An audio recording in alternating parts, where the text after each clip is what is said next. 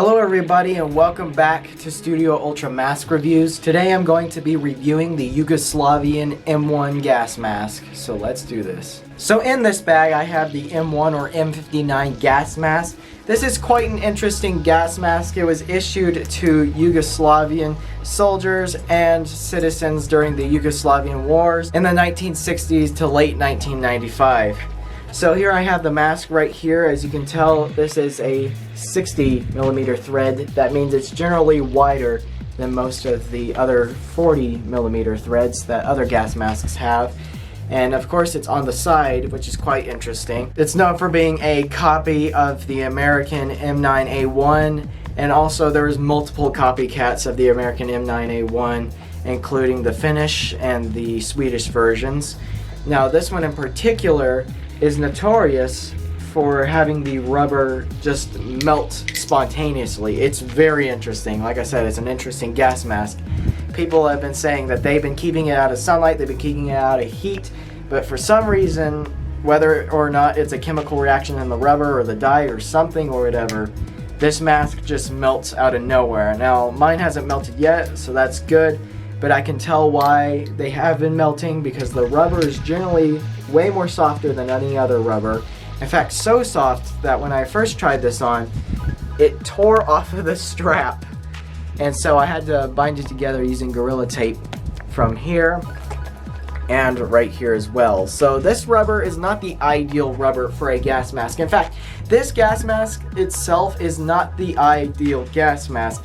Because first of all, since the rubber's so soft, it's just going to hang down here. Asbestos, you know, there's running the risk of asbestos, by the way, in this filter. And either way, this filter is leaking too because there's charcoal coming out. I mean, you can easily change it, but anyway. So yes, if you want to get this gas mask, I'd rather use it for display than protection. There are definitely way more better Cold War gas masks that you can use to protect yourself.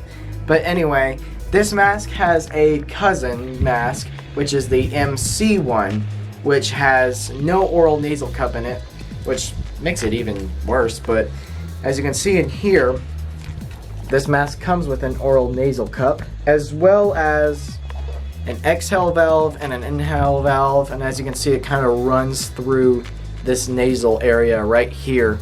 But yes, the other one does not have an oral nasal cup. This one does. I don't know why. It's kind of weird.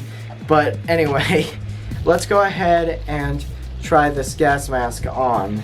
Another thing I must note before I do so is there is an M2, which is somehow superiorly better. Guess they learned, and yeah. So, but anyway, let's go ahead and get this on. So before I put on the gas mask, I'm going to first put on the balaclava. Now I know it does not create an airtight seal. This is not for an airtight seal. I'm just doing it so that way it doesn't rip out my hair. If I need to actually wear a gas mask, I won't be wearing this balaclava. I'll definitely have my head shaved. And yeah, so this is why I use the balaclava. It's mainly just because if I have straps and things or the rubber, it just like yanks it out and it hurts pretty bad. So I'm going to use this. And also, this helps with just slipping the gas mask on and off without any problems. It just comes off and on easier, just to demonstrate what the mask looks like on me. I'm not trying to make an airtight seal. But anyway, let's go ahead and put this on.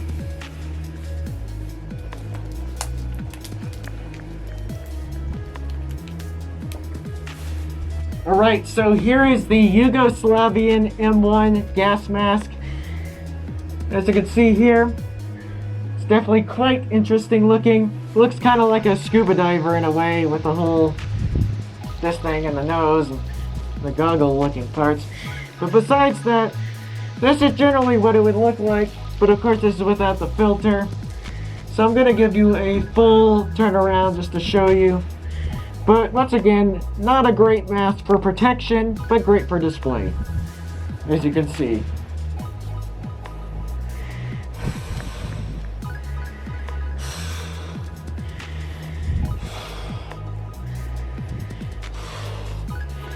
So if there were to be an airtight seal, primarily the breathing would be through the nose and then the exhaling would be through the mouth, just where the inhale and exhale are positioned.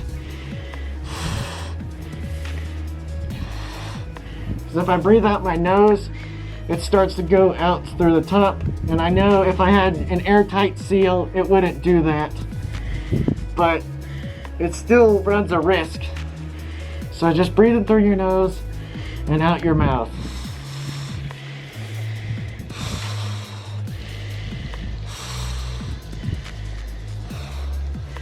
Now I'm going to show you what the filter looks like on this mask, but I'm not going to breathe, just to demonstrate and show you, but I'm not going to breathe because once again this filter is leaking. I already done the charcoal test. Granules of charcoal have leaked out of it, so I'm not going to breathe through it. I'm just going to show it to you.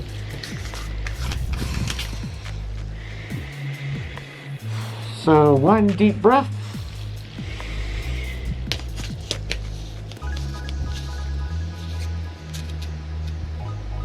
So here's what it looks like.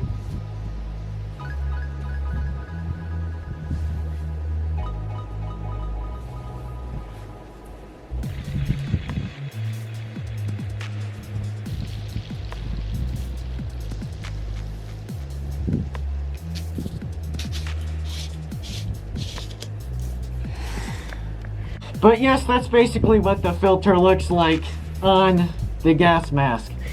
But anyway, I'm going to take it off.